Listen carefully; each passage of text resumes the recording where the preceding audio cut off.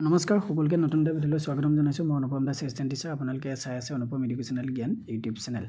আজি কেইটামান গুৰুত্বপূৰ্ণ খবৰ মই শ্বেয়াৰ কৰিবলৈ চেষ্টা কৰিম আজিৰ খবৰত বিশেষকৈ শিক্ষক কৰ্মচাৰীসকল উপকৃত হ'ব আৰু সেয়ে সকলোকে ভিডিঅ'টো মই শেষলৈকে চাবৰ কাৰণে অনুৰোধ জনাইছোঁ শিক্ষক কৰ্মচাৰী যি ছুটি আছে আৰ্জিত ছুটি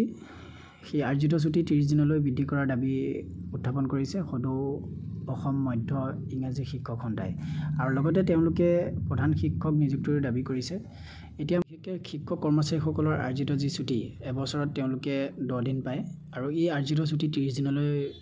দাবী তুলিছে কিন্তু বিগত সময়সমূহতো বিভিন্ন কৰ্মচাৰী সন্থাই চৰকাৰৰ লগত আলোচনা বা প্ৰতিবাদ কৰি থকা দেখা পোৱা যায় যে কৰ্মচাৰীসকলৰ ৰাজ্যিক কৰ্মচাৰীসকলৰ 10 দিনৰ যি আৰ্জিত ছুটি 30 দিনলৈ বৃদ্ধি কৰিব লাগে বা আৰু প্ৰধান শিক্ষক নিযুক্তিৰ দাবী যি কৰি থকা হৈছে প্ৰধান শিক্ষক নিযুক্তিৰ দাবী কিন্তু বিগত যি অসম চৰকাৰৰ কেবিনেট বৈঠক ডিব্ৰুগড়স্থিত কেবিনেট বৈঠক আছে তাতে এপ্ৰুভেল কৰিছিল অসম চৰকাৰে আৰু ৰাজ্যপাল ডাঙৰীয়াও ইতিমধ্যে অসম চৰকাৰৰ এই প্ৰধান শিক্ষক নিযুক্তিৰ দাবীত কিন্তু স্বাক্ষৰ প্ৰদান কৰিছে ৰাজ্য চৰকাৰে শেহতীয়াভাৱে প্ৰধান শিক্ষক নিযুক্তি প্ৰক্ৰিয়া আৰম্ভ কৰাত মধ্য ইংৰাজী শিক্ষক সন্থাই সন্তুষ্টি প্ৰকাশ কৰিছে সদৌ অসম মধ্য ইংৰাজী শিক্ষক সন্থাৰ সভাপতি দীপেন শৰ্মা আৰু প্ৰধান সম্পাদক ৰাতুল চন্দ্ৰ দাসে এক বিবৃতি যোগে প্ৰধান শিক্ষক নিযুক্তিৰ সমান্তৰালকৈ শৈক্ষিক ক্ষেত্ৰৰ মৌলিক সমস্যাসমূহ শীঘ্ৰে সমাধান কৰিবলৈ চৰকাৰক আহ্বান জনাইছে সন্থাই বিগত প্ৰায় 7-8 বছৰ একাধিক জিলাত প্ৰধান শিক্ষকৰ পদোন্নতি নোহোৱাৰ ফলত